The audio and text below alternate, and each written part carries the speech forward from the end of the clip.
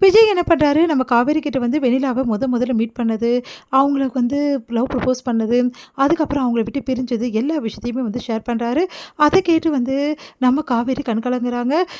இவ்ளோ வந்து வலிய வச்சுக்கிட்டு இந்த மனுஷன் எவ்ளோ கஷ்டப்பட்டுருப்பாரு. இப்போ அவருக்கு கஷ்டப்பட்டுட்டு இருக்காரு. நம்மள மாரி அவருக்கும் லவ் ஃபெயிலியரு. ஆனா வந்து அவருக்கு என்ன காரணம் தெரியாமயே பிரிஞ்சிருக்காரு.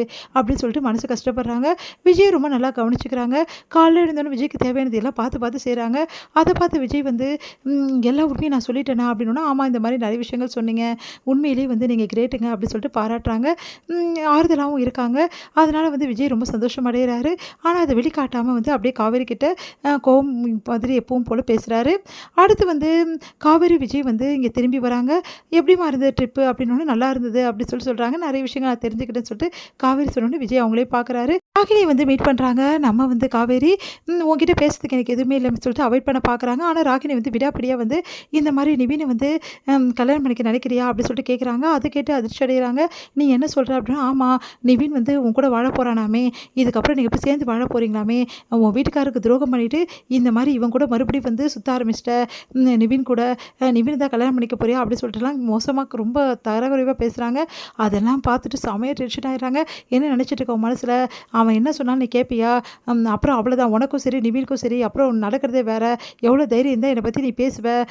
உன்ன பத்தி நிவின் இப்படித்தான் சொன்னான்." அப்படின்னோனே, "அவன் யாரு என்னை பத்தி முடிவு எடுக்கிறதுக்கு? இங்க பார் தேவையில்லாததெல்லாம் பண்ணிட்டு இருந்தா அப்புறம் அவ்வளோதான்." அப்படி சொல்லிட்டு திட்டி அனுப்பிச்சுடுறாங்க. ஆனா ராகினி குழப்பமடைறாங்க. ஏன் காவேரி இப்படி திட்டுறா? உண்மையிலேயே நிவின விரும்பலையா? நிவின் தான் வேணும்னு சொல்லியிருக்கானா? அப்படி சொல்லிட்டு யோசிக்கிறாங்க. அடுத்து வந்து இங்க வந்து காவேரி செம்ம டென்ஷன் ஆகுறாங்க. இந்த நிவினுக்கு எவ்வளோ திமிரு இருந்தா இப்படி பேசியிருப்பாரு? என்ன நினைச்சிட்டு இருக்காரு இவர் மனசுல? அப்படின்னு சொல்லிட்டு செம்மையா கோவமா வீட்டுக்கு வராங்க. இங்க என்ன பண்றாங்கன்னா, நிவின் என்ன பண்றாரு, காவேரியை பார்க்கணும். ரொம்ப வந்து ஆசையா இருக்கு காவேரியை பார்க்கணும் போல அப்படின்னு சொல்லிட்டு, சரி நேரடியா போனா வேலைக்கு ஆவாது. அதனால வந்து நம்ம என்ன பண்ணலாம், குமரன் அண்ணா வீட்டுக்கு போலாம் அப்படின்னு சொல்லிட்டு குமரன் வீட்டுக்கு போறதுக்காக ட்ரை பண்றாரு. குமரன் வீட்டுக்கு போனோனே வந்து ரொம்ப சந்தோஷப்படுறாங்க யமுனா. யமுனா வந்து பார்த்துட்டு ரொம்ப சந்தோஷப்பட்டோனே, "ஏன் தம்பி இங்க வந்திருக்கீங்க?" அப்படின்றாங்க. "இல்ல குமரன பார்க்க வந்தேன்." "இல்ல அவர் இங்க இல்ல. வெளிய போயிருக்காரு." அப்படின்னோனே, "அப்படியா?" அப்படின்னு சொல்லிட்டு அப்படியே வந்து காவேரி வீட்டையே பார்த்துட்டுருக்காங்க. "இல்லங்க தம்பி, அவர் இல்ல. நீங்க கிளம்புங்க." அப்படின்னு சொல்லிட்டு வீட்ல இருக்கவங்கலாம் சொல்றாங்க. சரின்னு சொல்லிட்டு யமுனா கிட்ட பேசிட்டு அவர் கிளம்புறாரு. அப்போ வந்து காவேரி இருக்க இடத்தையே சுத்தி சுத்தி பார்த்துட்டுருக்காரு. காவேரி இத பார்த்துடுறாங்க. "இவர் எதுக்கு இங்க வராரு?" அப்படின்னு சொல்லிட்டு யோசிக்கிறாங்க. சும்மா வந்துட்டுருக்காரு. அதே டைம்ல வந்து இந்த மாரி சொல்லி விட்டுருக்காரு ராகினி கிட்ட, உடனே பேசியே ஆவணும் இவர்கிட்ட.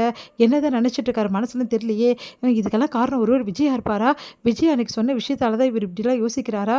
இத இப்பவே கட் பண்ணி விடணும். நான் தான் அன்னைக்கு சொன்னேனே தெளிவா. அப்புறம் ஏன் இப்படிலாம் பண்றாரு? அப்படின்னு சொல்லிட்டு காவேரி செம்மையா டென்ஷன் ஆயிடுறாங்க.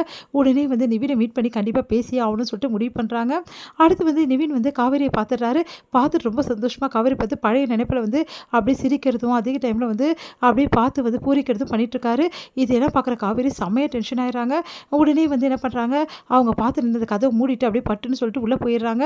உடனே வந்து பார்த்துட்டு, "காவேரி உனக்கு தெரியாதுல்ல, எனக்கு தெரியும்னு சொல்லிட்டு, கண்டிப்பா எனக்கு தெரியும்னு சொன்னா, கண்டிப்பா நீயும் வந்து இந்த மாரி தான் முடிவு எடுப்ப." அப்படின்னு சொல்லிட்டு ரொம்ப சந்தோஷப்படுறாரு. "கூடிய சீக்கிரம் பாரு, நீ என்கிட்ட வந்துருவ." அப்படின்னு சொல்லிட்டு ரொம்ப சந்தோஷப்படுறாரு. உடனே வந்து விஜய் கிட்ட போயிட்டு, "நீங்க என்ன சொன்னீங்க நிவின் கிட்ட?" அப்படின்னு சொல்லிட்டு கேட்குறாங்க. ஒண்ணும் சொல்லலையே." அப்படின்னு சொன்னோனே, "இல்ல, நீங்க வேற ஏதாவது சொன்னீங்களா?" அதெல்லாம் ஒண்ணும் சொல்லல." அப்படின்னு சொல்லிட்டு மழுப்புறாரு. உடனே யோசிக்கிறாங்க நம்ம காவேரி. இது முடியுது.